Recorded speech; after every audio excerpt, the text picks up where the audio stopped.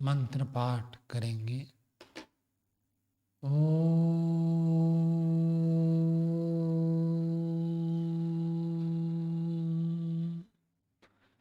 सहना भवतु सहनौ भुनक्तु सह वीर्यं करवावहै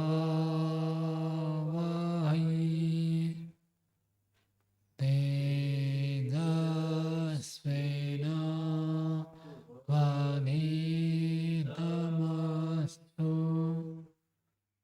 मा विद्विषावहै। ओम शांति शांति शांति।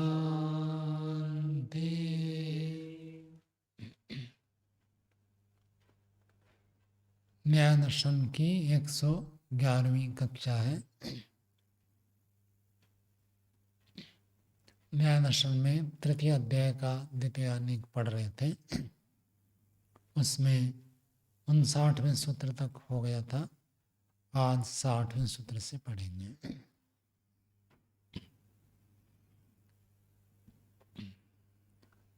तो दूसरे अध्याय से प्रमेयों की परीक्षा चल रही है। तो सबसे पहले संशय की परीक्षा कर दी, फिर प्रमाणों की परीक्षा हो गई, और तीसरे अध्याय में प्रमेय। दूसरे अध्याय में प्रमाण और संशय की परीक्षा। तीसरे अध्याय में प्रमेय। प्रमेय में सबसे पहले आत्मा, फिर शरीर, फिर इंद्रियां, फिर अर्थ, फिर बुद्धि और मन। दूसरे अनेक में केवल 2 ही की परीक्षा है, बुद्धि की और मन की। प्रासंगिक चर्चा में थोड़ा आगे बढ़ा रहे हैं। 3-2-60 भूमिका देखिए। मनसा खलु हो सेन्द्रियस्य शरीरे वृत्तिलाभ न अन्यत्र शरीरात्। मन की परीक्षा हो गई। अब मन की चर्चा हो गई तो मन के साथ क्या जुड़ा हुआ है उसको प्रासंगिक रूप से बताना उचित समझते हैं। मन का निश्चित रूप से सेन्द्रियस्य शरीर वृत्ति लाभ, स इंद्रियस्य इंद्रिय के साथ वृत्ति लाभ। मन काम करने के लिए कब समर्थ होता है? जब उसको इंद्रिय सहित शरीर मिल जाता है। नहीं तो एक शरीर छोड़कर मृत्यु के बाद दूसरे शरीर में जाता है तब भी तो मन रहता है ना, लेकिन उस समय कोई सुख दुख नहीं होता है। योगस चित्तवृत्ति निरोध। चित्तवृत्ति कब बनती है? जब शरीर मिल जाए, इंद्रियां मिल जाए। जब तक शरीर नहीं है, इंद्रियां नहीं है, तो कोई वृत्ति बनेगी नहीं। तो मन का व्यापार, मन की क्रिया प्राप्त कब होता है? इंद्रिय सहित शरीर में ही प्राप्त होता है। न अन्यत्र शरीरात, शरीर को छोड़कर और कहीं पर मन काम करने लग जाए, ऐसा नहीं है। अंतःकरण अपने आप में काम कर जाए ऐसा नहीं होगा, उसके लिए बहिष्करण चाहिए। बहिष्करण है इंद्रियां और शरीर, इनके साथ ही वो काम करेगा, इनके बिना नहीं। जातुश्च पुरुषस्य शरीरायतन बुद्ध्यादयः। जातुश्च जाता का, उसी को खोल दिया पुरुषस्य। जाता हो गया पुरुष, शरीर आयतन बुद्ध्यादयः। शरीर आयतन ये विशेषण बन रहा बुद्ध्यादय। ये जो ज्ञान आदि उत्पन्न होते हैं, ये शरीर आयतन वाले ज्ञान आदि उत्पन्न होते हैं। अर्थात शरीर रहेगा तब ज्ञान होगा, शरीर नहीं तो ज्ञान नहीं होता।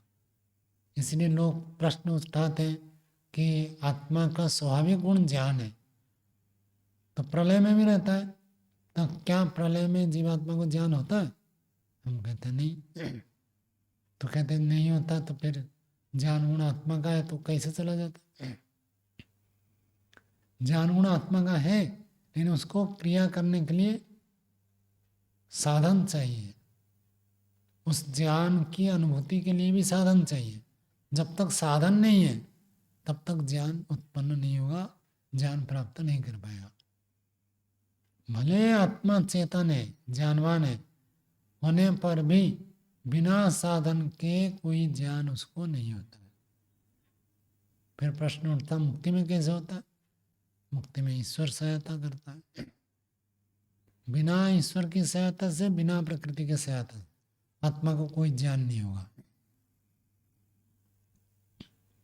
तो कहा शरीर आयतना बुद्ध्यादेह, शरीर आधार वाले ये ज्ञान आदि गुण होते हैं। विषय उपभोग, और विषयों का उपभोग कैसे होता है? सब विषयों का भोग कैसे करता है? शरीर के माध्यम से ही करता है। शरीर हो तो भोग करता है, शरीर नहीं है तो भोग नहीं होता है। जितने भी विषय है उन सब का भोग शरीर के माध्यम से होता है। ध्यासित हानम इप्सित अवाप्तिश्च सर्वे च शरीराश्रय व्यवहारः। ध्यासित हानम, ध्यासित क्या अर्थ होगा? ध्यासित, ध्यासित जो छोड़ने की इच्छा करता है। छोड़ने की इच्छा, जिसको छोड़ना चाहता है वो पदार्थ को कहेंगे जिहासित। जिहासित हानम, छोड़ना चाहता है जिसको, उसका तो त्याग हो जाता है। और इप्सित, इच्छित, इच्छित शब्द का अर्थ हो गया इप्सित। जैसे इप्सित इच्छित, ऐसे जिहासित त्याग के लिए इच्छित। इप्सित अवाप्तिश्च, अवाप्ति क्या अर्थ होगा? प्राप्ति। इच्छित की प्राप्ति। सर्वे, सारा का सारा, जितने भी व्यवहार है सारे व्यवहार शरीर आश्रया, शरीर के आश्रय पर ही होते हैं। छोड़ने योग्य को छोड़ना है तो भी शरीर, और प्राप्त करने योग्य को प्राप्त करना है तो भी शरीर चाहिए। कोई भी व्यवहार करेंगे तो शरीर चाहिए, बिना शरीर के व्यवहार नहीं हो सकता। तत्र खलु विप्रतिपत्तेः संशयः, वह विप्रतिपत्ति होने से संशय होता है। किम अयम पुरुष कर्म निमित्त शरीर सर्ग, विप्रतिपत्ति विरोध ज्ञान, दो प्रकार का विरोध ज्ञान है। आज लोक में बिल्कुल प्रसिद्ध है, सब आप देख सकते हैं। कोई लोग मानते हैं, कोई लोग नहीं मानते। तो इसलिए उसी बात को यहाँ प्रस्तुत करें, विप्रतिपत्ति संशय, विपरीत ज्ञान होने से संशय उत्पन्न हो रहा है। किम अयम पुरुष कर्म निमित्त, क्या अयम, अयम का अर्थ यह क्या? शरीर सर्ग, सर्ग का अर्थ रचना। ये जो शरीर की रचना है, शरीर का निर्माण है, ये शरीर का निर्माण पुरुष कर्म निमित्त, पुरुष के कर्म के निमित्त होता है। ये प्रश्न है। आहोषित अथवा भूत मात्रात् अकर्म निमित्त यदि, अथवा भूत मात्र से बिना कर्म के ही शरीर का निर्माण हो जाता है। दोनों बात समझ में आई। आज लोक में बिल्कुल प्रसिद्ध है। कई लोग होते हैं कहते नहीं नहीं, शरीर तो ऐसे ही बन जाता है, उसके लिए कोई कर्म की आवश्यकता नहीं है, ऐसे ही बन जाता है, माता पिता से नया शरीर बन जाता है। और कुछ मानते हैं नहीं नहीं, बिल्कुल कर्म के आधार पर ही बनता है। और वो आत्ती में भी कई लोग चले जाते हैं। जो आपने पिछले जन्म किया था वो आपका भाग्य बना हुआ है, उस भाग्य के अनुसार ही चलना है, बदल नहीं सकते। प्रश्न तो बहुत सारे आते हैं कि हमारे भाग्य में जो है उसको हम बदल सकते हैं? नहीं बदल सकते। और भाग्य कैसे हुआ है? कुछ बुद्धिमान भी होते हैं, पूछते हैं भाग्य कैसे हुआ? कर्म से बना है। तो जब कर्म से आपका भाग्य बना, आप भाग्य को बदल कैसे देंगे? भाग्य बन गया तो बदल नहीं सकते, क्योंकि वो तो आपका कर्म का फल है। पीछे का नहीं बदल सकते, आगे का तो बदल सकते। तो पीछे का जैसे है वैसे भोगना पड़ेगा। रोगी हो जाए तो फिर चिकित्सा, जी रोगी हो गए जी। तो पीछे के कर्म का फल है। अच्छा, नहीं दृष्टि से दिखता है जी। क्यों नहीं है? बताओ कारण। मतलब क्यों कर्मों नहीं? का फल ये पूरा तो नहीं बदल सकते, थोड़ा बहुत हल्का फुल्का परिवर्तन कर सकते हैं, कष्ट कम हो इतना देखो, उन्होंने कहा कि थोड़ा हो सकता है तो और अधिक करेंगे तो और अधिक हो सकता है, और पूरा करें तो पूरा हो सकता है। कर्म जो याद है जो है वो आयुर्वेद में तो असाध्य मानी है, वो कभी ठीक नहीं होता। लेकिन उनकी चिकित्सा के लिए मना नहीं किया है। मैंने किया वही थोड़ा बहुत तो कष्ट कम हो इतना कर सकते हैं। अलग अलग प्रकार की व्याधि मानी है। साध्य, साध्य रोग होते हैं जो रोग को दूर किया जा सकता है, उसको साध्य रोग कहते हैं। सर्दी हो गई, जुकाम हो गया, बुखार हो गया, कोई फोड़े फुंसी घाव हो गए, ये सब साध्य रोग है, दूर हो जाएंगे। कुछ होते हैं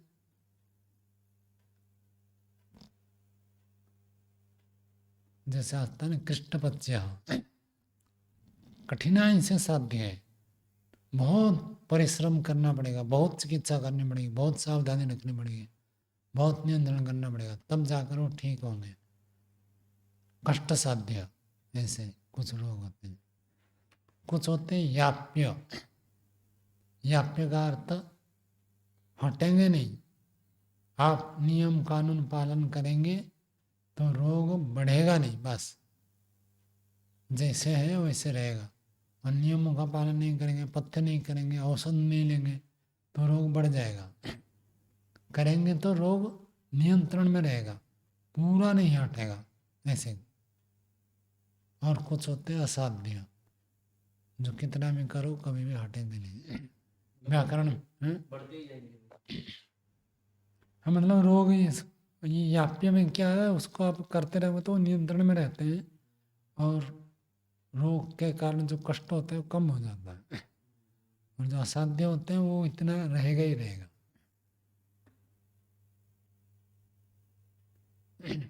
वो कम नहीं होंगे, जैसे स्थिति में है वैसे रहेंगे। व्याकरण में कौन सा सूत्र आता है, इस जन्म में ठीक नहीं होगा, आदाब अदाब नहीं, क्षत्रिय पर क्षत्रिय चिकित्सा,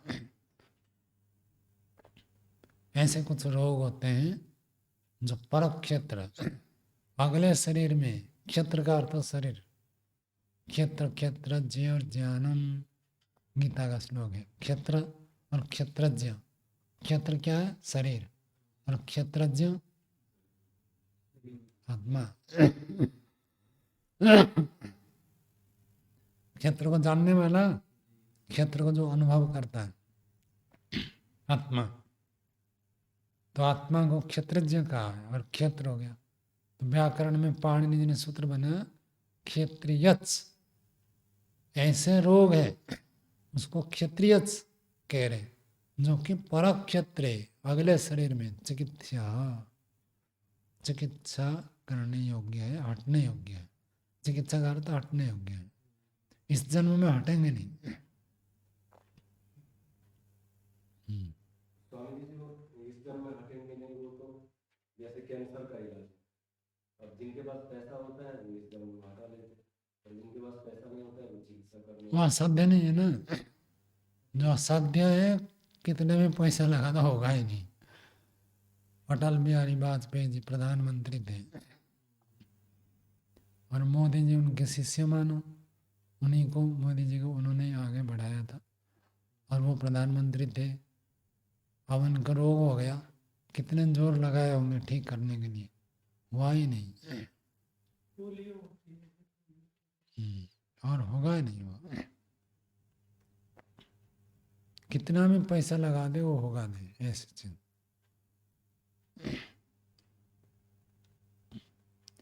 तो कर्म के कारण से ये नहीं है। प्रश्न हमारे ये उठा था कि भाई भाग्य को बदल सकते हैं, नहीं है। अभी एक व्यक्ति ने पूछा है, यदि वो जिस कर्म से बना है उससे ज्यादा आपने पुरुषार्थ किया तब तो बदलेगा। वो थोड़ा पुरुषार्थ है और वो पीछे का प्रबल है तो उसको नहीं बदल सकते। 100 रुपया आपने चोरी की, अब प्रायश्चित के रूप में यदि आप 100 रुपया देंगे तो नहीं चलेगा। 100 के साथ साथ आपको क्या करना पड़ेगा? ब्याज देना पड़ेगा, अपमान सहना पड़ेगा। प्राय और चित्त दो चीज है ना। प्राय का अर्थ होता है शरीर से श्रम और चित्त का अर्थ होता है मन में निश्चय। प्राय नाम तप प्रोक्तम चित्त निश्चय उच्यते।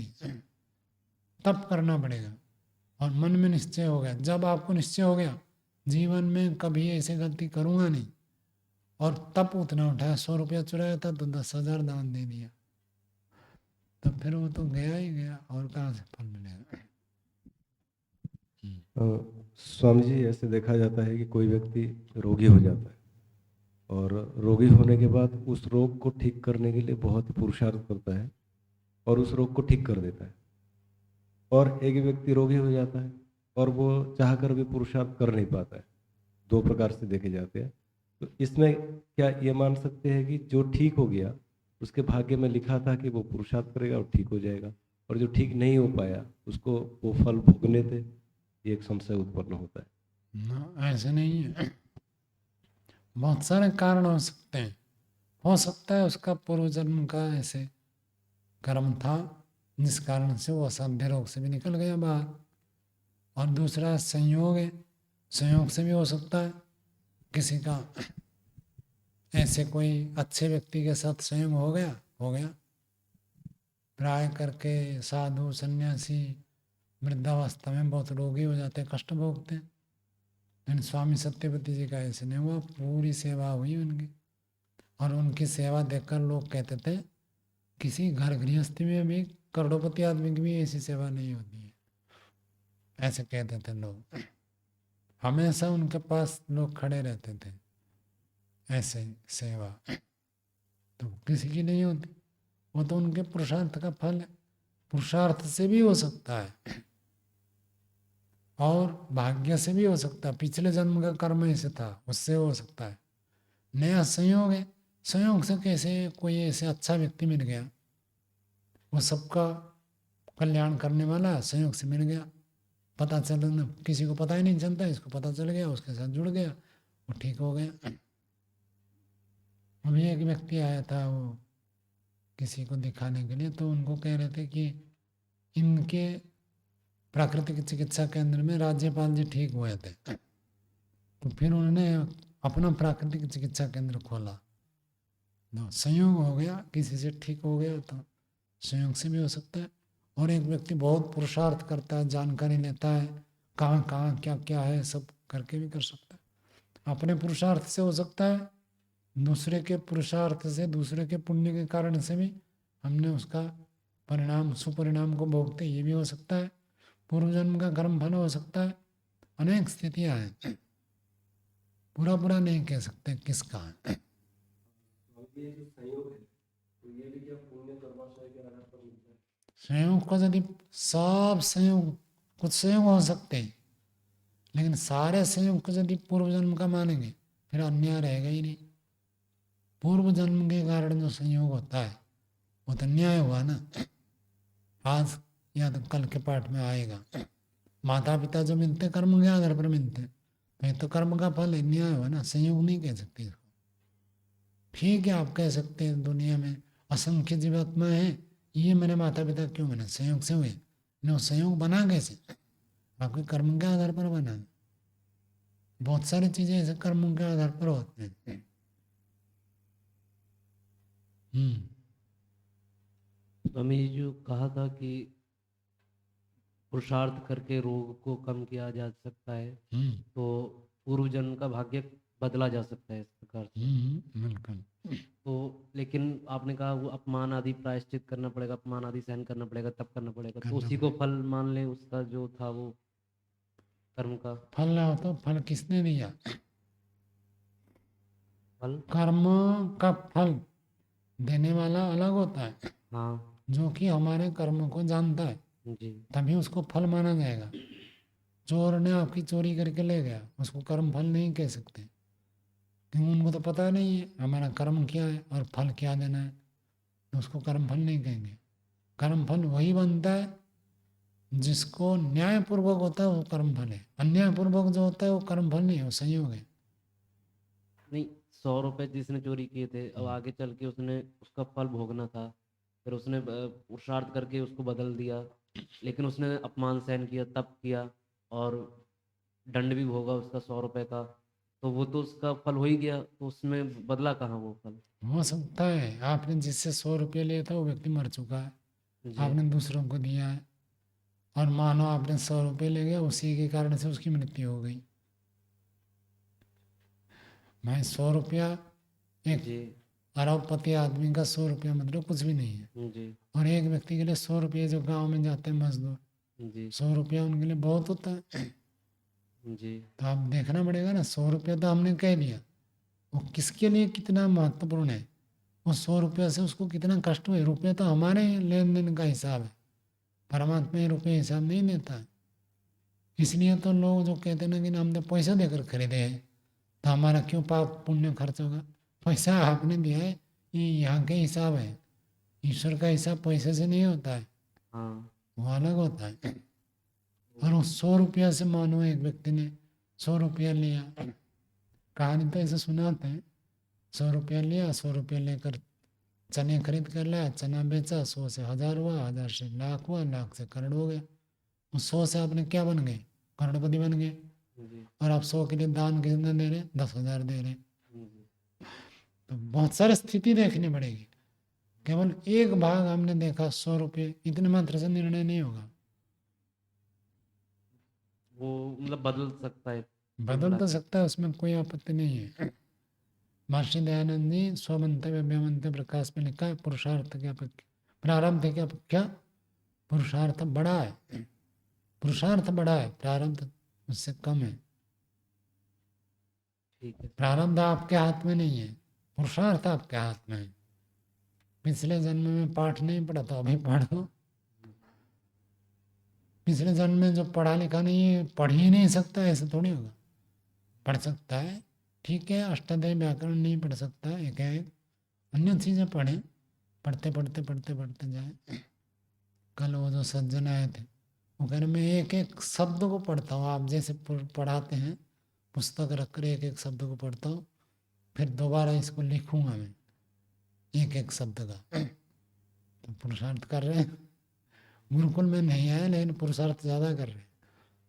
बहुत सारे लोगों को मैंने ऐसे देखा, और रहते घर में, मतलब उनका वैराग्य की भावना कम है, लेकिन पुरुषार्थ ज़्यादा कर रहे हैं। ब्रह्मचारियों का घर से कोई मतलब नहीं होता है, नहीं वो पढ़ाई लिखाई में ज़्यादा जोर नहीं लगाते, कम लगाते हैं, कोई कोई लगाते हैं महर्षि दयानंद जैसे, नहीं तो बहुत कम लगाते हैं। विद्या और वैराग्य दोनों हो जाए तब तो और कहना क्या है, जीवन सफल हो जाएगा।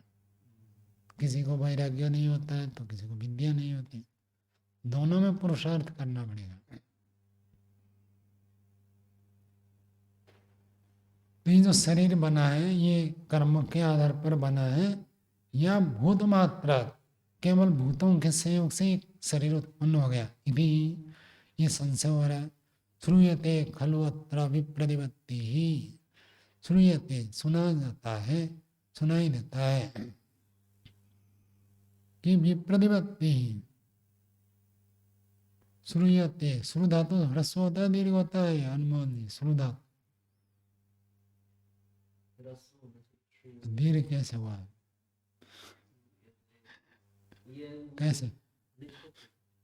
नहीं भाई, तुक्का नहीं चलेगा, व्याकरण में तुक्का नहीं चलता है। अकृत सार्वधातुक दीर्घ,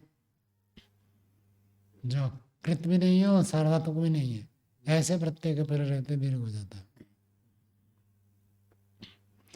खलु अत्र विप्रतिपत्ति, विप्रतिपत्ति यहाँ सुनाई देता है। क्या विप्रतिपत्ति मतलब विरुद्ध, दो विरुद्ध प्रकार के ज्ञान सुनाई देता है। क्या क्या सुनाई देता है कि कुछ लोग कहते हैं कर्म के अनुसार शरीर बना है, आपका शरीर की ऊंचाई इतनी है और इनके शरीर की ऊंचाई इतनी है। उस दिन गुरु जी पूछ रहे थे, विमल जी कमल जी आप में से बड़ा कौन है? तो विमल जी कहे मैं बड़ा हूँ। तो कहे दिखते तो वो बड़े हैं, तो शरीर से वो बड़े हैं और ज्ञान और आयु में ये बड़े हैं। तो कर्म का फल होता है, तो कर्म के आधार पर शरीर बनता है। कोई कहता है ऐसे कोई कर्म का फल नहीं है, उन्होंने खूब व्यायाम परिश्रम किया, खेत में काम किया तो शरीर बढ़ गया, इन्होंने किया नहीं तो इनका नहीं बढ़ा है। और कई लोग कहते ना ना बिल्कुल मापा तो लावा दिया हुआ है, आप बढ़ा ही नहीं सकते इससे ज़्यादा। जिसका जैसे ढांचा जन्म के समय परमात्मा ने बना दिया वैसे बना दिया, बदल नहीं सकते। तो दोनों प्रकार के बात लोक में सुना जाता है। क्यों ऐसे शरीर मिलता है? कर्म का फल या बिना कर्म के फल? तो आगे कहते तत्र इदम तत्वम, तत्र उस विषय में ये तत्व है। तत्व का अर्थ सत्यम।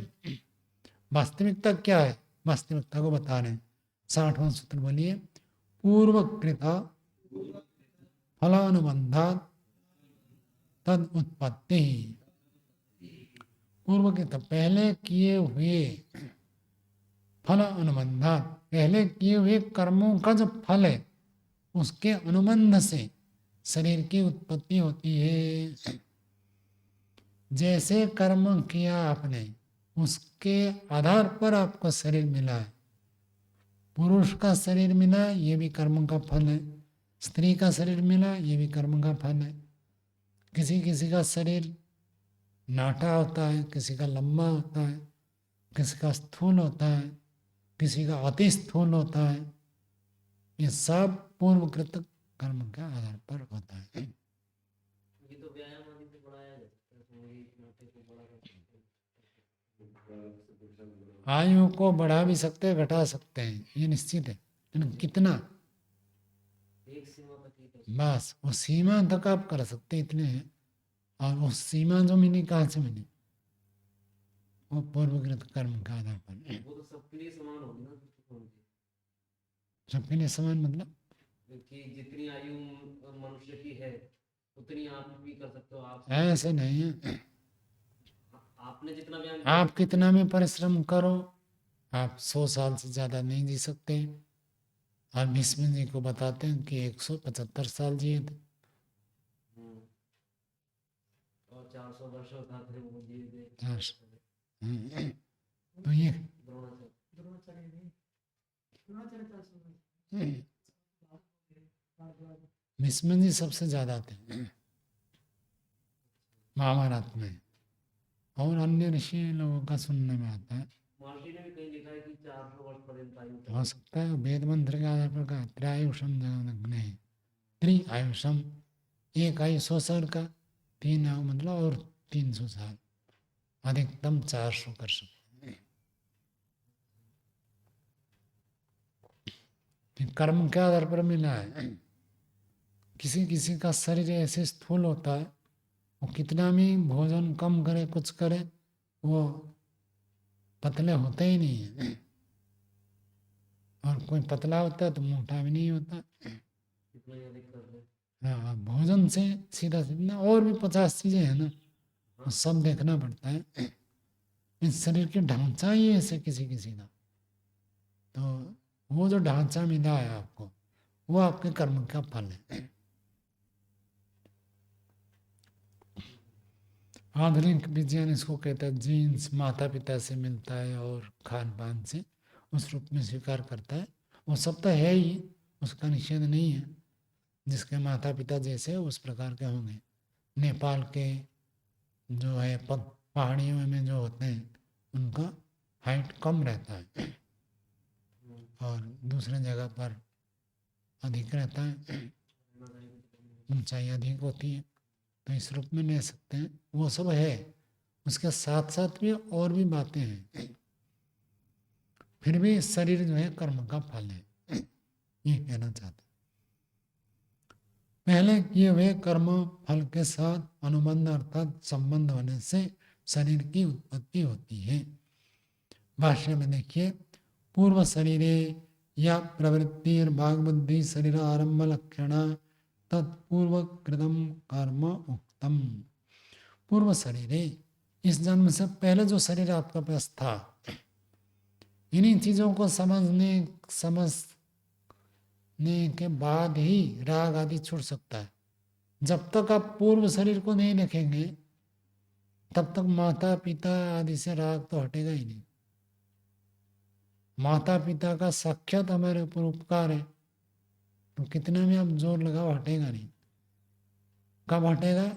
जब आप सोचोगे कितने जन्म से कितने माता पिता हो चुके हैं और ये भी माता पिता एक जन्म के लिए है, तब जाकर वो ढीला पड़ेगा, नहीं तो हटना संभव नहीं है। क्रॉस क्वेश्चन करते स्वामी जी कि उनका भी उपकार चुकाओ और इनका भी चुकाओ, दोनों उनको तो आप जानते ही नहीं। जैसे भी है, लेकिन भोगना तो पड़ेगा, ऐसा कहते हैं। भोगना अलग चीज है और वो कर चुका है, वो तो भोगवाना है, तो कैसे भोगवाएंगे? और न्याय दर्शन आगे पढ़ेंगे तो आगे आपको बताएंगे ये ऋण नहीं होता है, वो तो लंबी चर्चा हो जाएगी, आएगा आगे चौथे अध्याय में आएगा। तो माता पिता तो सैकड़ों ने, हजार ने, लाखों ने, करोड़ों बन चुके हैं और ये उनमें से एक है। इसका मतलब नहीं कि माता पिता की सेवा ना करें, माता पिता की सेवा करनी चाहिए, लेकिन कौन करेगा, किस स्थिति में करेगा, वो सब नियम है। हर व्यक्ति जीवन सारा केवल माता पिता की सेवा करे फिर तो दुनिया चलेगी नहीं, कोई सैनिक बनेगा ही नहीं। सैनिक बनेगा कोई? माता पिता की सेवा करो। सैनिक बनने तो सीमा में जाकर खड़ा होना पड़ता, माता पिता को साथ नहीं ले जा सकता, तो कैसे करेगा? वो तो कहते हैं धरती हमारी माता है, हाँ, धरती, ऐसे सेवा करते हैं। तो धरती की सेवा करो। तो धर्म वेद भी हमारी माता है, स्तुता मया वरदा वेद माता, वेद भी माता, वेद माता की सेवा करो। तो जो धरती माता वेद माता की सेवा करते हैं उनके लिए छूट है।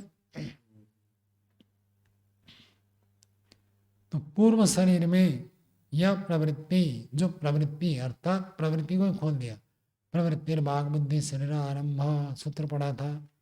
तो वाणी मन और शरीर से किए जाना जिसका लक्षण है, ऐसी जो प्रवृत्ति है, तत्पूर्वकृतम कर्म उत्तम, उसको पूर्वकृत कर्म कहा गया है, कहा जाता है। पूर्वकृत कर्म का अर्थ पिछले जन्म के शरीर में जो आपने वाणी से मन से शरीर से किया वो आपका पूर्वकृत कर्म है।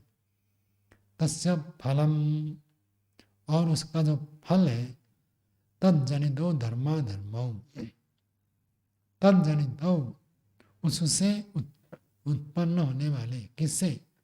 कर्म से। कर्म से क्या उत्पन्न होता है? धर्माधर्म। धर्माधर्म ही फल है। तत्फल से अनुबंध, अर्थात उस धर्म अधर्म का अनुबंध। आत्मसमवेत अवस्थानम, आत्मा के साथ जो जुड़ा हुआ है, आत्मा समवेत अनुबंध अवस्थानम, ठहरना, अर्थात जो आपने धर्म अधर्म का अनुष्ठान किया था, आचरण किया था, उसका फल मिला और उस फल से आत्मा के साथ जुड़कर कुछ प्राप्त होता है। क्या? शरीर।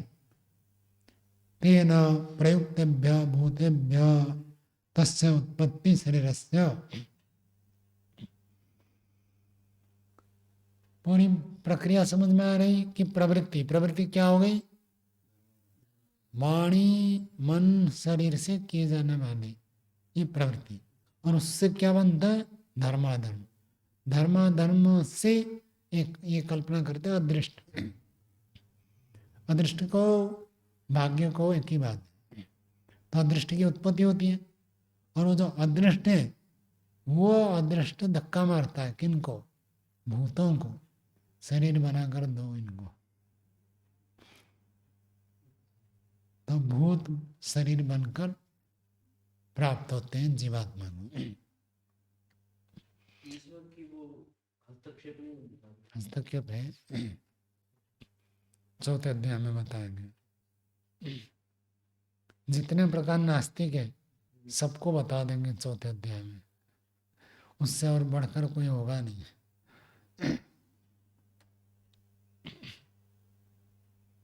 चौथे अध्याय में सारा खत्म कर देंगे, पांचवें अध्याय में केवल जाति निग्रह स्थान बचेगा।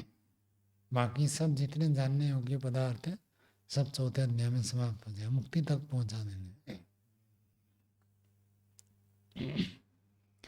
तेन प्रयुक्तेभ्यः भूतेभ्यः तस्य शरीरस्य उत्पत्तिर्भवति, शरीर की उत्पत्ति होती है। न स्वतंत्रेभ्यः भूतेभ्यः, स्वतंत्र रूप से भूतों से शरीर की उत्पत्ति नहीं होती है। भूत अपने आप में मिलते मिलते बन जाए ऐसे नहीं हो सकता है। भूत के साथ किसका जुड़े ना, अदृष्ट, अदृष्ट जुड़े तो भूतों से शरीर की उत्पत्ति होती है। जिसका अदृष्ट जैसे उसको ऐसे शरीर प्राप्त होता है। आगे यदधिष्ठान अयम आत्मा अयम अहम इति मन्यमानः तत्र अभियुक्तः। हमारे में यत्र हाँ, यत्र अभियुक्त, तत्र पढ़ा गया मैंने। आपने यद अधिष्ठान, जिस आधार वाला, अयम आत्मा, ये आत्मा जो है उस आधार वाला होता है। आत्मा को पहचानेंगे कैसे? शरीर के आधार पर ही पहचाना जाता है कि यहाँ एक आत्मा है। माता पिता कौन है? आत्मा है, शरीर है? कौन है? शरीर शरीर है। देखो, और शरीर तो अविनाशी नहीं है, तो फिर आप किसको मान रहे हो? माता पिता, शरीर को ही मान रहे हैं। और यदि शरीर है तो शरीर से आत्मा निकल जाए, उस शरीर को आप कहेंगे मेरे पिताजी, इनको सेवा करूंगा? नहीं कहेंगे। फिर कैसे? हाँ ठीक है। यद अधिष्ठान, जिसके आधार पर अयम आत्मा, ये आत्मा, अयम अहम इति मन्यमाना, मैं यहाँ हूँ ऐसे मानते हैं। यदि आपको शरीर नहीं मिलेगा, मैं हूँ इतना भी ज्ञान नहीं होगा। मैं हूँ की अनुभूति कब होती है? जब शरीर हो तभी आपको मैं की अनुभूति होती है। शरीर ना हो तो मैं की अनुभूति नहीं होगी। शरीर के कारण ही मैं की अनुभूति होती है। और मुक्ति में पूछेंगे, मुक्ति में कैसे होती है मैं की अनुभूति? ईश्वर की सहायता से, ईश्वर ज्ञान देता है। नहीं तो वहां भी मैं की अनुभूति नहीं होती। जैसे प्रलय में मैं की अनुभूति नहीं होती है, मूर्छित अवस्था में नहीं होती है, कोमा में नहीं होता है। शरीर के साथ कनेक्शन टूट जाता है, इसलिए नहीं होता है। शरीर के साथ मतलब शरीर के जो तंत्र है, तंत्रिका तंत्र है, उनसे जो संचार होता है ज्ञान, वो काम करना बंद कर देता है कोमा में, मूर्छित अवस्था में। इसलिए मैं की अनुभूति वहां नहीं होती। तो वहीं शरीर में ही रहते हुए व्यक्ति मैं ऐसा हूं ऐसे मन्यमाना, यत्र अभियुक्त, जहां पर अभियुक्त, अभियुक्त मतलब युक्त, युक्त का अर्थ आप जानते, जुड़ना, और अभियुक्त मतलब दोनों प्रकार से जुड़ता है। अपने शुद्ध स्वरूप के साथ भी जुड़ता है और अशुद्ध स्वरूप से भी जुड़ता है। अभियुक्त, ऐसे अभियुक्त किसको कहते हैं संस्कृत में जानते हैं? ना वकील नहीं, जो हाँ काठगड़े में जो खड़ा होता है उसको अभियुक्त कहते हैं। दोषी तो क्या, जिसके ऊपर दोषारोपण हुआ है, आरोपित व्यक्ति को कहते हैं अभियुक्त। हाँ, वो अभियुक्त है। जिसके ऊपर मुकदमा चल रहा है वो अभियुक्त है। तो यहाँ आपके ऊपर भी मुकदमा चल रहा है, क्या मुकदमा है? ये आप शरीर है, आत्मा है। यदि आप कहोगे मैं आत्मा हूँ, तो अनमोल तो किसका नाम है? आत्मा का है, शरीर का? शरीर अनमोल शरीर प्रयोग करने वाले हैं। आत्मा का किसी ना किसी से बचा लेंगे, नहीं तो आत्मा को कभी कैसे बचा? आत्मा का कोई नाम नहीं होता है, आत्मा का कोई रूप नहीं होता है। नाम और रूप सब किसके साथ जुड़े रहते हैं? शरीर के साथ जुड़े रहते हैं। और यही मिथ्या ज्ञान है, अपने आप को मानना, मैं देवदत्त हूँ, मैं यज्ञदत्त हूँ, मैं धनंजय हूँ, ऐसे मानना, ये दोष है। और दोष से युक्त हो गया तो अभियुक्त हो गया।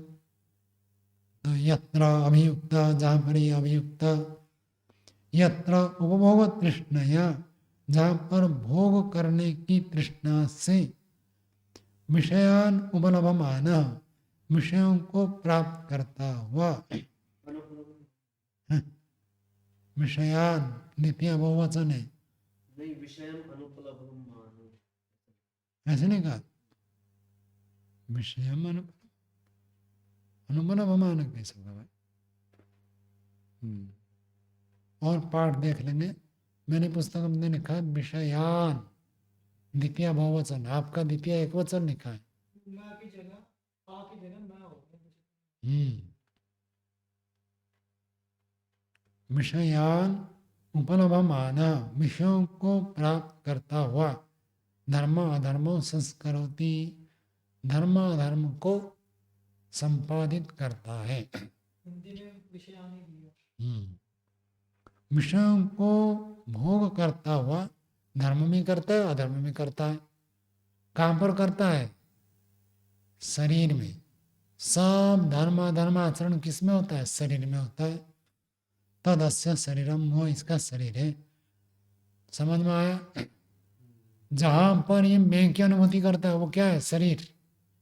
जहां पर ये दोष करता है वो क्या है? शरीर। जहां पर ये कुछ मानता है वो क्या है? शरीर। जहां पर भोगने की तृष्णा है वो क्या है? शरीर।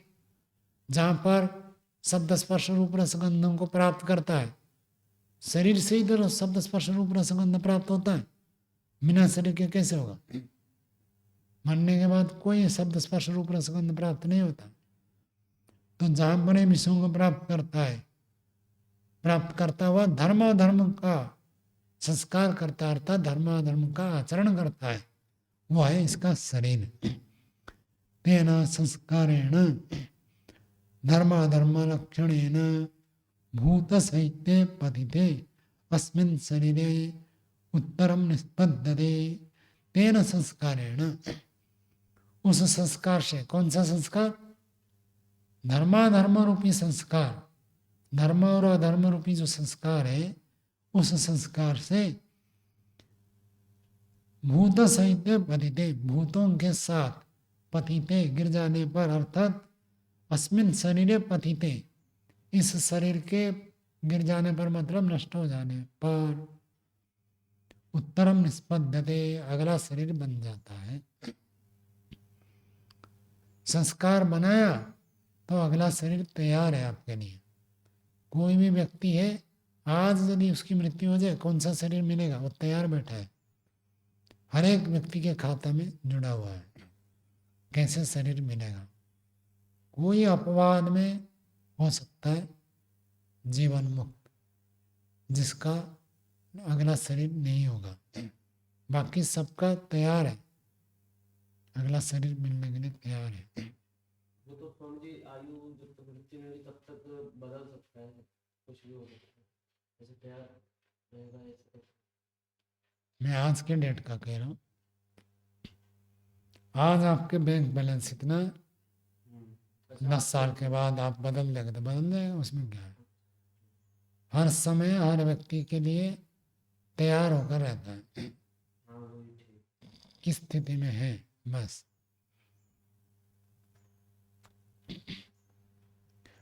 तो जैसे ही शरीर गिर जाता है, अगला शरीर उत्पन्न हो जाता है। निष्पन्नस्य च अस्य पूर्व शरीरवत पुरुषार्थ क्रिया। निष्पन्नस्य, उत्पन्न हुए इस नए शरीर का पूर्व शरीरवत पुरुषार्थ क्रिया, फिर दोबारा पुरुषार्थ करने लग जाता है। जैसे शरीर प्राप्त होता है फिर नया पुरुषार्थ करता है।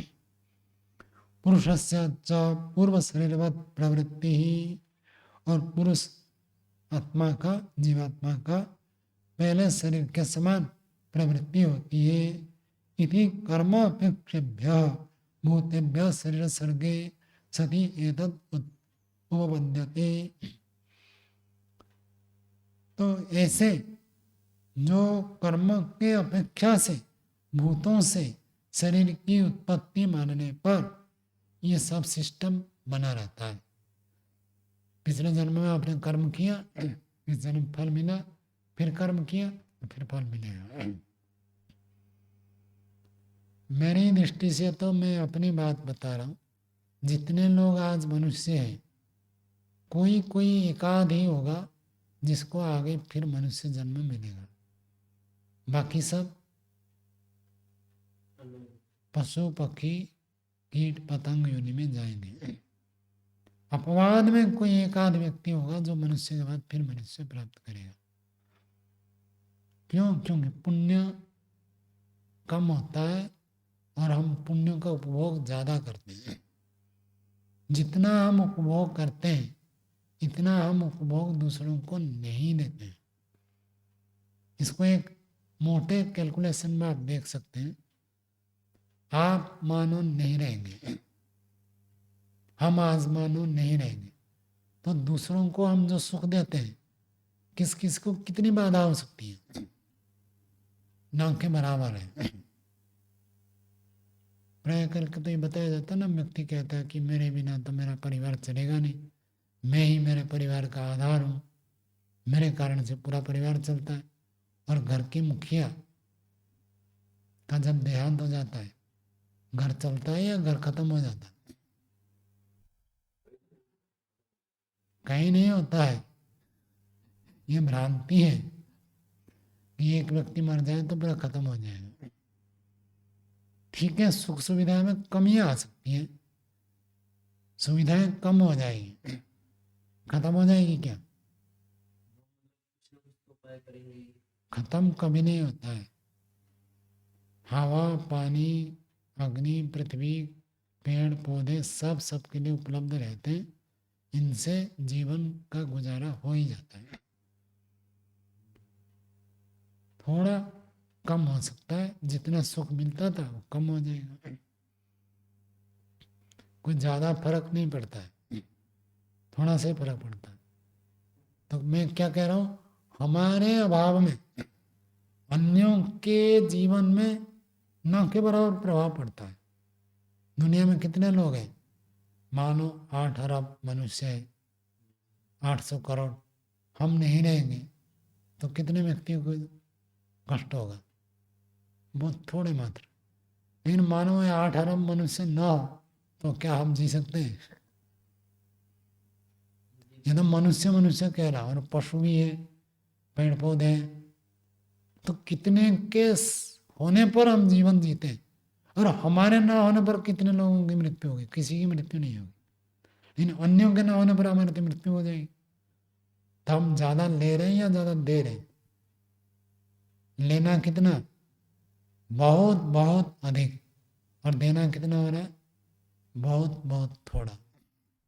प्रधानमंत्री आदि होते हैं, बड़े बड़े जो गैंगस्टर वगैरह होते हैं, जो भी होते हैं, स्वामी जी उनके जाने पर पूरा स्थिति कायाकल्प हो जाती है कि वो जैसे थे, जिस पटरी पे चल रही थी उनकी स्थिति, वो पूरी उलट गई, अब वो बिल्कुल बदल गई। प्रधानमंत्री होने में ज्यादा खतरा है। जितना पुण्य होता है पाप भी इससे कम नहीं होता है। राज्य में कोई पशु काटता है तो आपको पाप नहीं लगेगा, जो राजा है उसको पाप लगेगा, क्योंकि उन्होंने अनुमति दे रखा है। राज्य में चोरी हो तो आपको न के बराबर पाप लगेगा, और ज्यादा पाप उनको लगेगा। क्यों ऐसी व्यवस्था बनाई? चोरी हो ही ना। तो राजा बनना कोई आसान काम नहीं है। श्री रामचंद्र जी तो कहते बड़ा कठिन है। राजा उसको बनाना चाहिए जो बादल जैसे काम कर सके। बादल में क्या विशेषता है? जैसे सूर्य किरण से बहुत सारे पानी सब जगह से आता है। कहाँ से? गंदगी से भी, नदी, नाले, पहाड़, समुद्र, सबसे पानी आता है और बरसता है। ऐसे बरसता है, लोगों का उपकार होता है। ऐसे आपको धन का ऐसे उपयोग करना है जैसे मानो दूसरे के ऊपर सुख बरस रहा है, तभी राजा बन सकते हैं। यदि सुख बरसा नहीं पा रहे तो राजा को ज्यादा दोष लगता है, खतरा ज्यादा है वो। पुण्य भी ऐसे ही है, राजा को पुण्य भी बहुत मिलता है। कोई अच्छा काम कर दिया, सैकड़ों हजार लाखों व्यक्तियों को सुख मिल रहा है, तो उतना पुण्य जाएगा उनके पास, पुण्य भी जाएगा। और गलत हो जाए तो पाप भी होगा। तो इसलिए मेरा जो मानना है कि हम दूसरों को कम सुख देते हैं और दूसरों से बहुत अधिक सुख लेते हैं। कितना सुख लेते हैं दूसरों से, वो कल्पना नहीं कर सकते। हम यहाँ लाइट में बैठकर पढ़ रहे हैं, इस लाइट के पीछे कितने लोगों ने काम किया, कल्पना नहीं कर सकते। सैकड़ों ने, हजार ने, लाखों व्यक्तियों का पुरुषार्थ रोज हम भोगते हैं। और हम क्या लाखों व्यक्ति को उपकार करते हैं? नहीं करते, बहुत कम करते हैं बजाय। इसे केवल हमारी बात नहीं है, हर व्यक्ति की ऐसी स्थिति है। ये तो सामान्य नियम हो गया कि तो यही तो बात है, यही संसार का नियम है कि मनुष्य जन्म मिला है तो आपको एक बार अवसर मिला है, बस अब दूसरी बार फिर जाओ चक्कर काटो। कितने 84 लाख तक पहुंचता है। कितने लाख हम नहीं कह सकते, लेकिन लाखों यूनियन तो है, वैज्ञानिक भी मानते हैं। जाओ चक्कर काटो फिर आओ। हाँ, यही तो बात है, इसलिए तो कहते हैं दुर्लभ। और मानव जीवन बहुत दुर्लभ है। ये क्या दुर्लभ है? इस जन्म नहीं है तो अगले जन्म फिर मनुष्य हो जाएगा, तो फिर दुर्लभ थोड़ी कहेंगे। सैकड़ों नहीं, हजार नहीं, लाखों जन्म के बाद मिलेगा। इसलिए ऋषियों ने बार बार ये बात बताई है, इसी जन्म में कर लो काम, नहीं किया तो महती विनष्टि। तो ये जन्म बहुत महत्वपूर्ण है, ये कोई सामान्य बात नहीं है। एक बार मिला है बस, नहीं करोगे तो गया।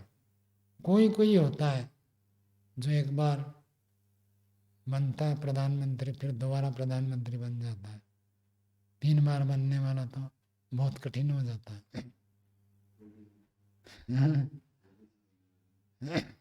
बन जाए तो अच्छी बात है, बनना बहुत कठिन होता है। एक अवसर का कितना आप उपयोग कर पाते हैं, और विरोधी तत्व इतने हैं। तो इसलिए प्रधानमंत्री पद से मनुष्य जन्म कम नहीं है। बार बार आप ही प्रधानमंत्री बनते रहोगे, बाकी लोग जनता ही रहेंगे, ऐसे नहीं है। और भी लोग कंपटीशन में खड़े हैं, उनका भी नंबर आएगा। बनेगा तो एक ही है। ऐसे ही मानव जीवन दुर्लभ है, मिला है बस काम कर दो, नहीं करोगे तो बहुत खतरा। कहाँ कहाँ जाओगे कोई निश्चित नहीं है। यदि कभी ना कभी मिल जाएगा ऐसे होता तो इतने कोई गंभीर की बात नहीं है। खाओ पियो मौज करो, जब आएगा फिर दोबारा कर लेंगे। दोबारा मिलना बहुत कठिन है। दोबारा के लिए दूसरे शरीर खड़े हैं। दृष्टा च पुरुष गुणेन प्रयत्नेन प्रयुक्तेभ्य भूतेभ्य पुरुषार्थ क्रिया समर्थानां द्रव्याणाम प्रथम प्रवृत्तिनाम उत्पत्ति। दृष्टा देखा जाता है, देखने में आती है बात। क्या देखी जाती है? पुरुष गुणेन प्रयत्नेन, पुरुष का एक गुण है प्रयत्न। तो पुरुष के प्रयत्न गुण से प्रयुक्तेभ्य भूतेभ्य, भूतों का प्रयोग करके पुरुषार्थ क्रिया समर्थानाम द्रव्याणाम, पुरुष के प्रयोजन के लिए क्रिया करने में जो समर्थ है, ऐसे द्रव्यों का देखी जाती है, क्या देखी जाती है? रथ प्रवृत्ति नाम उत्पत्ति है। आपके लिए माइक बन गई, आपके लिए लाइट बन गई, आपके लिए मकान बन गया, आपके लिए पुस्तक बन गया। ये कैसे बनता है? प्रयत्न से। किसी ने प्रयत्न किया तो ये बना। आपने तो माइक बनाया नहीं ना, बनाया क्या? नहीं बनाया, दूसरे ने प्रयत्न किया, बना। यह तो अलग बात बता रहे कि प्रयत्न गुण के कारण से भूतों से ये सब, इन सब का निर्माण हुआ है। माइक भी क्या है? भूत है। पुस्तक क्या है? भूत है। लाइट भी भूत है। मकान ये भी भूत है। शरीर भी भूत है। तो कहते हैं संसार में हम देखते हैं मनुष्य मिट्टी को लेकर क्या बना देता है? घड़ा बना देता है। लकड़ी को लेकर रथ बना देता है। आजकल रथ के स्थान पर क्या आ गया? गाड़ियां बन गई। तो गाड़ी किससे बना? भूतों से बना है। लेकिन भूतों से अपने आप गाड़ी बन जाती है क्या? नहीं बनती है। कैसे बनता है? मनुष्य के प्रयत्न से बनता है। जैसे प्रयत्न करने से भूतों से गाड़ी की उत्पत्ति हो जाती है, भूतों से मकान की उत्पत्ति हो जाती है, भूतों से लाइट, माइक, पुस्तक, कपड़े सबकी उत्पत्ति होती है, और इनसे पुरुष का उपकार होता है। जैसे प्रयत्न से इन सब की उत्पत्ति होती है, ऐसे ही तथा अनुमातव्यम, वैसे ही अनुमान करना चाहिए। शरीरम अपि, शरीर भी पुरुषार्थ क्रिया समर्थम उत्पद्यमानम, पुरुष के प्रयोजन के लिए क्रिया करने में समर्थ है। ये उत्पन्न होता हुआ पुरुषस्य गुणांतर अपेक्षा अपेक्षेभ्य भूतेभ्य उत्पद्यते। गाड़ी बन गई पुरुष के एक गुण से। कौन सा गुण से? प्रयत्न गुण से। और शरीर बन गया पुरुष के गुण से। कौन से गुण से? अदृष्ट गुण से। एक गुण प्रयत्न, प्रयत्न से आपने गाड़ी बना दी, प्रयत्न से आपने मकान बना दिया, प्रयत्न से आपने वस्त्र बना दिया। इन सब का प्रयोजन क्या है? मनुष्य के प्रयोजन को पूरा करेंगे। ऐसे ही आत्मा का एक और गुण है, उस गुण से शरीर की उत्पत्ति होती है। जैसे प्रयत्न गुण से गाड़ी का निर्माण होता है, ऐसे अदृष्ट धर्माधर्म गुण से, प्रारब्ध गुण से शरीर की उत्पत्ति होती है। गुणांतर अपेक्षा, दूसरे गुण की अपेक्षा से, अदृष्ट नामक गुण की अपेक्षा से भूतों से शरीर की उत्पत्ति होती है।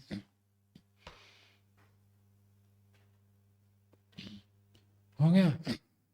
आगे देखिए, अत्र नास्तिक आह, इस प्रसंग में एक नास्तिक व्यक्ति प्रस्तुत करता है। तो नास्तिक का अर्थ क्या है? नास्ति अस्ति नास्ति दिष्टम मति, जिसकी मति ऐसे है, नहीं, नहीं मतलब जो चीज है उसको भी जो कहता है नहीं, उसको कहता है नास्तिक। होने वाले द्रव्यों को जो कहता नहीं है वो नास्तिक है। ईश्वर है जो कहता है ईश्वर नहीं है वो नास्तिक। आत्मा है जो कहता आत्मा नहीं है वो नास्तिक। पुनर्जन्म है जो कहता पुनर्जन्म नहीं है वो नास्तिक। कर्म का फल है जो कहता कर्म फल नहीं है वो नास्तिक। और कर्म से शरीर बनता है जो कहता कर्म से शरीर नहीं बनता है वो होगा नास्तिक। नास्तिमति, वस्तु के होते हुए भी, पदार्थ के होते हुए भी जो व्यक्ति कहता नहीं उसको कहता नास्तिक। तो नास्तिक व्यक्ति कह रहा है। 61वां सूत्र बोलिए, भूतेभ्यः मूर्ति उत्पादानवत् तद उपादानम। भूतों से जैसे अलग अलग मूर्ति, मूर्ति का अर्थ मूर्तिमान पदार्थ, मूर्ति आकार वाले पदार्थों का उपादान होता है, स्वीकार होता है, उत्पन्न होता है। तद उपादानम, शरीर की भी ऐसी उत्पत्ति हो गई। जैसे भूतों से पहाड़ बन गया, भूतों से कोई समतल भूमि, कोई गड्ढा बन गया, समुद्र बन गया, भूतों से ही सब बनते हैं। तो ऐसे ही भूतों से ये भी बन गया शरीर। इसमें कर्मों को मानने की क्या आवश्यकता है? पूर्व पक्षी कह रहा है।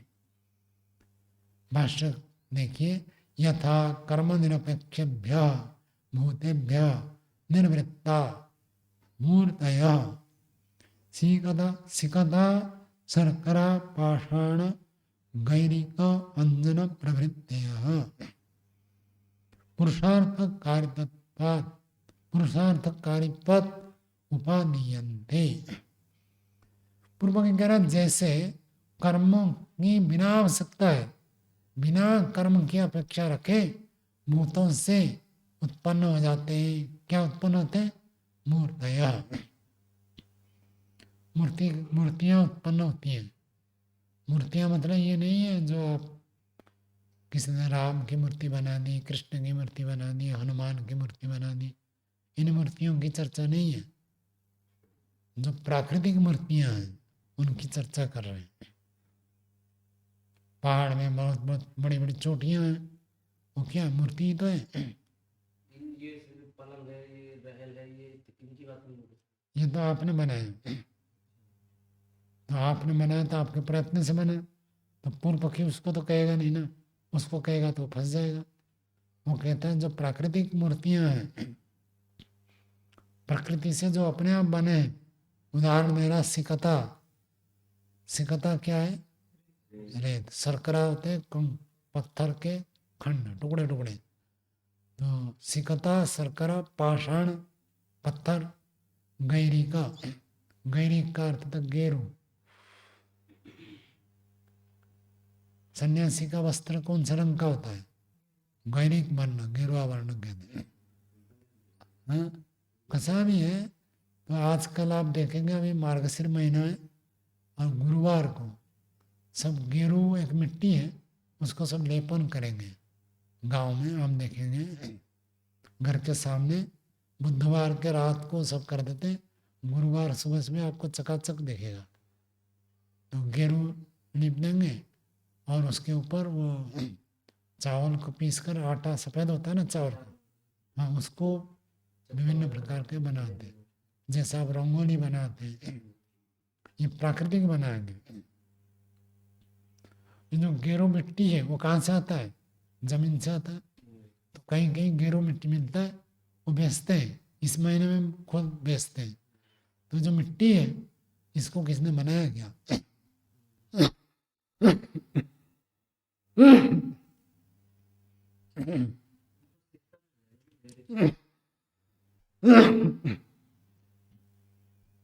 सिकता तो हो गया रेत,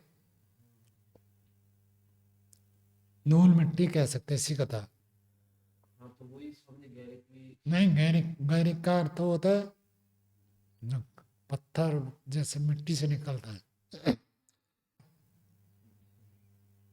धूल मिट्टी तो अलग चीज है। हल्दी घाटी देखा है आपने? नहीं देखा। वहां की मिट्टी पीले रंग का है, बिल्कुल नहीं ललिता जी के कपड़े जैसे है ना, उसी रंग के। मैंने देखा हूँ प्रत्यक्ष, बिल्कुल पीले पीले रंग का है। इसलिए उस घाटी का नाम हल्दी घाटी है। और वहाँ युद्ध हुआ था और हल्दी घाटी लाल हो गया था, इतने रक्तपात हुआ था। तो मिट्टी में वो जो पीले रंग की मिट्टी है अथवा कहीं गैरिक मिट्टी है, सेंधा नमक और एक काला नमक आता है। नमक को नाम तो काला नमक है, थोड़ा लाल लाल दिखता है ना। तो लाल रंग क्या कर्म के आधार पर बनाया क्या? पूर्व पक्षी कह रहा है बिना कर्म के ये सब बनाया। पाषाण पत्थर सब बने, जो इतने सारे पत्थर बने कोई कर्म से थोड़ी बना है। अंजन, अंजन आंख में लगाते हैं काले रंग का, ऐसे तो ये दीपक से बनाते हैं, लेकिन कुछ मिट्टी से भी निकलता हुआ, जिसका यहाँ पर पूर्व पक्षी प्रस्तुत कर रहा है। अंजन प्रभृतयः, अंजन आदि। पुरुषार्थक कार्यतत्वात् उपादीयन्ते। पुरुष के प्रयोजन के लिए होने से उनको हम ग्रहण करते हैं, स्वीकार करते हैं। इन चीजों का सबका उपयोग करते हैं। नदी से कितना रेत ले जाते हैं लोग मकान बनाने के लिए, खूब रहते हैं, खत्म नहीं होता है। तो पुरुषार्थ, पुरुष के प्रयोजन को पूरा करने वाले होने से उनको हम स्वीकार करते हैं। पत्थर तोड़ते रहते हैं, मकान सब यही रेत, पत्थर, सीमेंट, सरिया इन्हीं से बनाते हैं। तथा कर्म निरपेक्ष भूतेभ्य शरीरम उत्पन्नम, जैसे इन चीजों की धूल, मिट्टी, कंकर, पत्थर, गेरू, अंजन, ये सब बिना कर्म के ही बनते हैं और इनकी आवश्यकता है तो इनका प्रयोग हो जाता है। ऐसे ही बिना कर्म के ही भूतों से शरीर की उत्पत्ति होती है। पुरुषार्थ कारित्वात्, पुरुष के प्रयोजन के लिए होने से उपादीयते, इसको भी स्वीकार किया जाता है, इसको बनाया जाता है। इसमें कर्म की कोई आवश्यकता नहीं है। इति पूर्व पक्ष, पूर्व पक्षी कह रहा है इसे, शरीर बनाने के लिए कर्म की आवश्यकता नहीं है। और एक सूत्र पढ़ ले, चलो 62वां सूत्र बोलिए, सिद्धांति का सूत्र है, बोलिए। न साध्य समत्वात्, सिद्धांति कह रहा आपकी बात ठीक नहीं है। क्यों ठीक नहीं है? साध्य समत्वात्, साध्य के समान होने से। उदाहरण किसका दिया? कंकर, पत्थर, रेत, गेरू, मिट्टी, अंजन, ये बिना कर्म के बनते हैं। सिद्धांत कह रहा बिना कर्म के बनते हैं, ये अभी साध्य कोटि में है। अर्थात सिद्धांत क्या मानता है? वो भी कर्म का फल है। सूरज बना है तो बिना कर्म के सूरज नहीं बना है। हम सबका कर्म ऐसे था, इसलिए परमात्मा ने सूर्य बनाया। सामूहिक कर्म है, समष्टि कर्म, तो इसलिए हमको सूरज से इतने दूर में रखा है ताकि हमको इतना तापमान मिल सके। ऐसे कर्म हमने किया, तो उसके लिए ऐसे धरती को बनाया, ऐसे चंद्रमा को बनाया, ऐसे सूर्य को बनाया। ये सब जो बने हैं हमारे कर्म के आधार पर बनाए गए हैं। संसार में कोई भी चीज बिना कर्म के नहीं है। उनका कोई कर्म नहीं है। सूर्य कोई चेतन प्राणी नहीं है, धरती कोई चेतन प्राणी नहीं है। इन चेतन जीवात्माओं के कर्म के आधार पर भूतों से इनको बनाया, ये सिद्धांत है।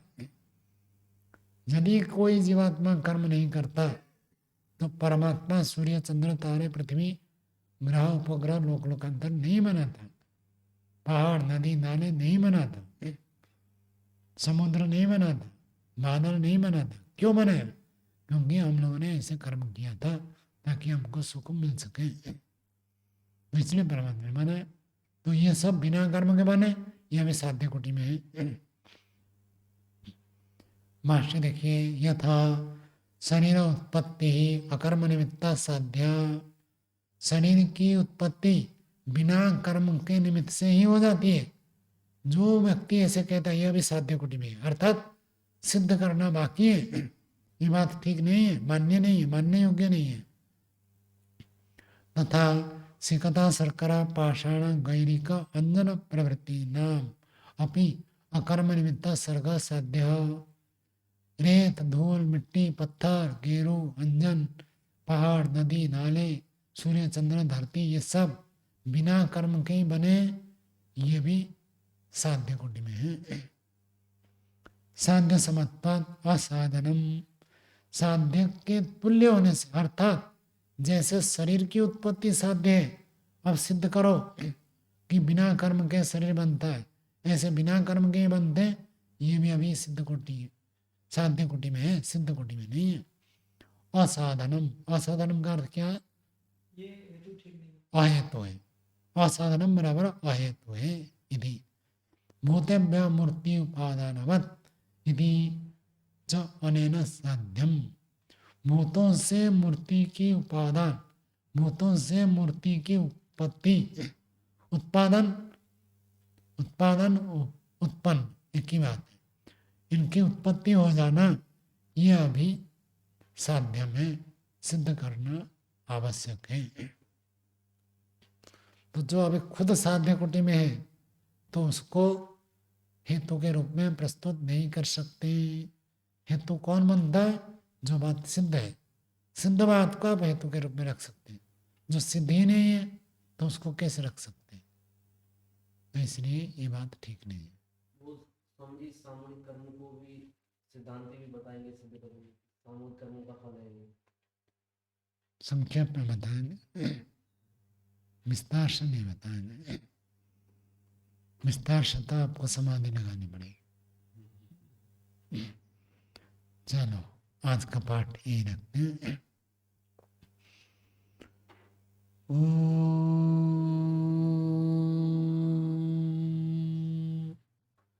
शांति शांति शांति। सर्वे